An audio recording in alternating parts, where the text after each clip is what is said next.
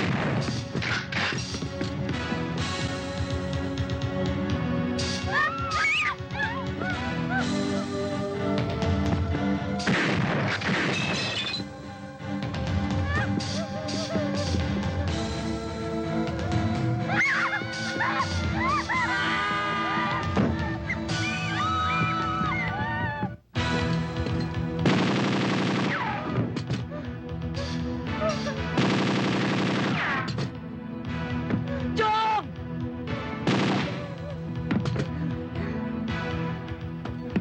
Pag sabi kong takbo, tumakbo kayo silong. Takbo!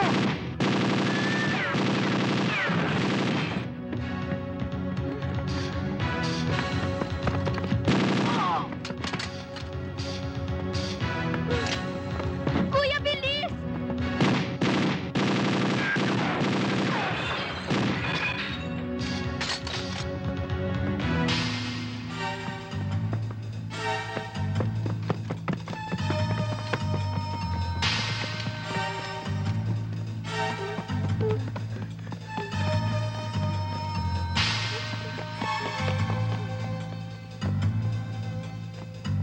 Dali!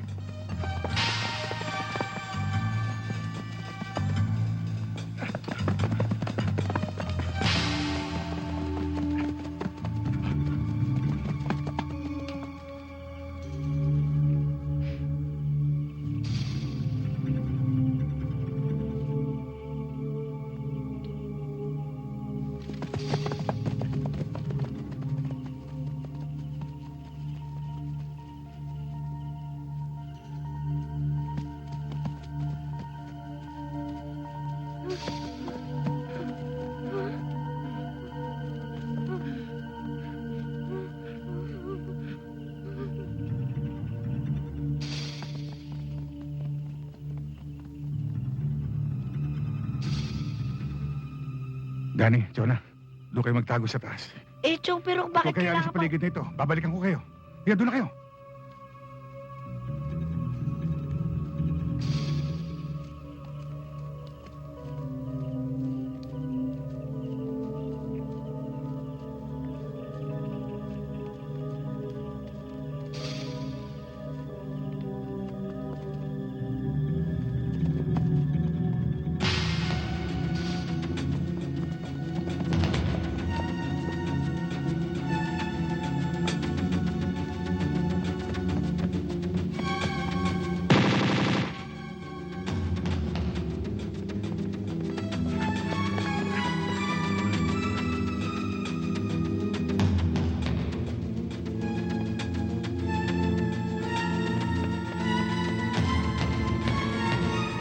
Tigil!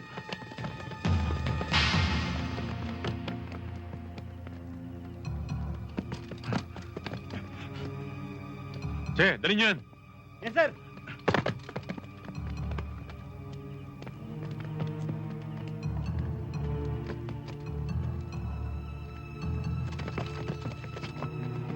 Bakit dinala mo pa sa loob?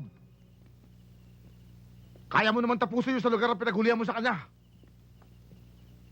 Wala pang kasabit-sabit.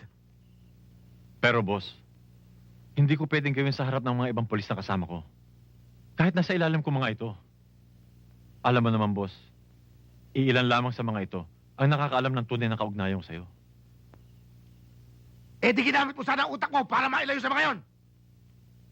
Hindi ho kasi ako makagawa ng desisyon kung wala kayong utos. Lalo na tungkol sa mga Villamar. Yan ang hirap eh! Hindi mo kontrolado lahat ng mga tao mo! Meron pa tayong pinangingilagan! Hepe.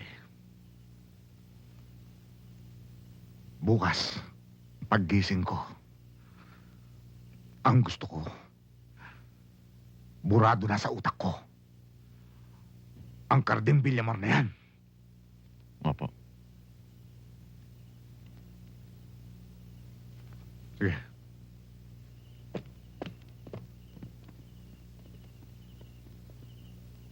Ikaw! Boss, Yung paghahanap sa mga bata. tuloy pa rin yung paghanap, boss.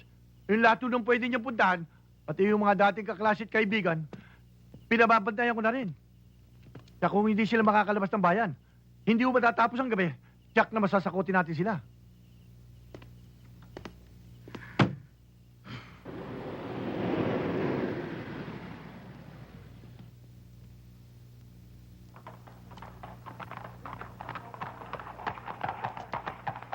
Ano pa ho?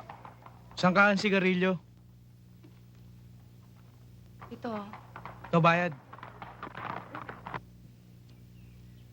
Kuya, ba't ang tagal-tagal mo? Naghanap pa ako ng makakain natin eh. Oh, kumain ka na.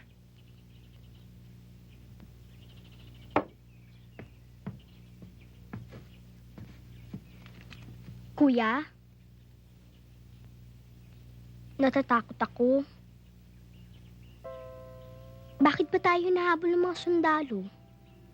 Bakit ba nila tayo gustong saktan?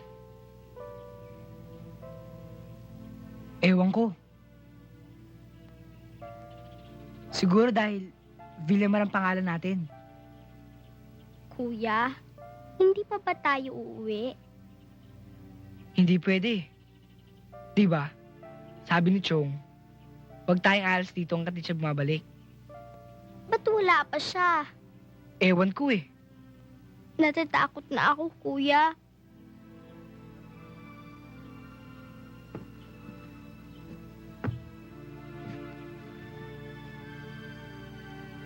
Huwag kang matakot. Nandito naman ako eh.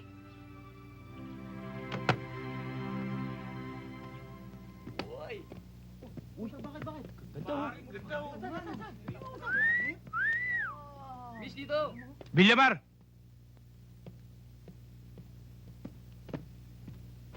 Kumusta ka na, Carding? Hindi ka ba nila sinaktan?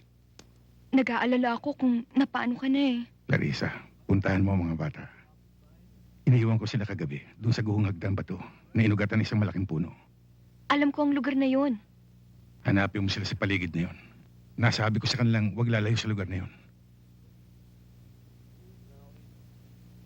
Ikaw, paano ka na? Ang mahalaga yung mga bata. Tiyakin mong ligtas sila.